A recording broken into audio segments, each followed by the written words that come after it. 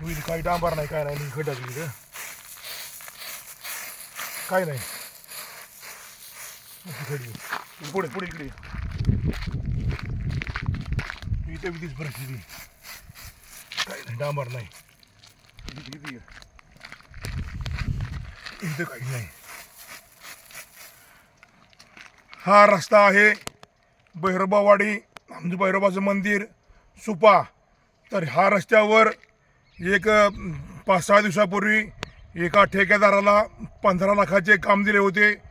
कुठंतरी खड्डा बुजायचा, इकडे जी झाडं काढायची आणि एक पुले वाटते खानी बशी खडी मशनी बशी असं हे 15 लाखाचं काम आहे. असं मला बाहेरून तपास झाला आहे, बाहेरून तपास केला आहे. वाघचौरे साहेबाला आता 6 वेळेस फोन केला, त्याने मला फोन उचलला नाही.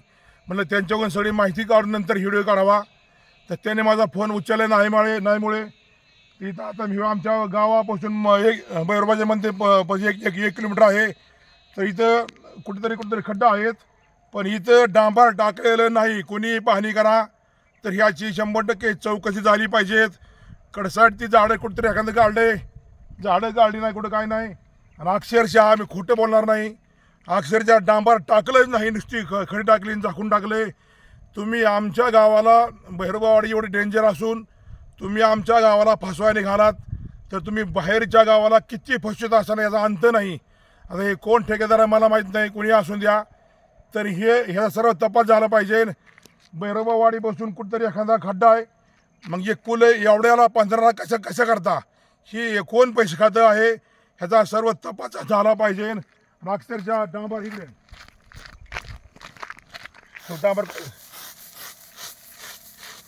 डांबर नाही कुठं काय नाही, नुसतं खडी उजवी टाकली कुठं काय नाही. अक्षरशः अधिकाऱ्यांनी पाणी करावा, ज्यांनी काम दिले त्यांनी पाणी करावा आणि ह्या ठेकेदारावर कारवाई करावा. पैसे खा, एवढं पैसे एवढे माड्या काय कुठं सांगण्याची सोय आहे का? तुम्हाला जेवढे पैसे आले तुम्हाला त्याचं काम करा ना तुम्ही, जनतेची सुविधा होऊन द्या ना. ह्या असं कुठं आहे भोपर जेवढा भोपर असतो कुठं. तर ह्याची चौकशी होण्यात यावी, परत हे सगळं खड्डे बुजण्यात यावेत असं मी या अधिकाऱ्याला सांगतो. विनंती अजिबात करणार नाही. काय करणार विनंती करायची? तुम्ही एवढे पैसे खातात तुम्हाला काय विनंती करायची? विनंती अजिबात करणार नाही. मी ह्याचा छडा लावणार आणि आमच्या भैरोबाच्या मंदिरापासून त्या खडी मशीन सुप्यापर्यंत एक खड्डासुद्धा कुठं नाही. मग ह्याला 15 लाख कशाला असं सांगतो. सत्यमेव जयते, सत्य वागा, सत्यमेव जयते. रामकृष्ण हरी.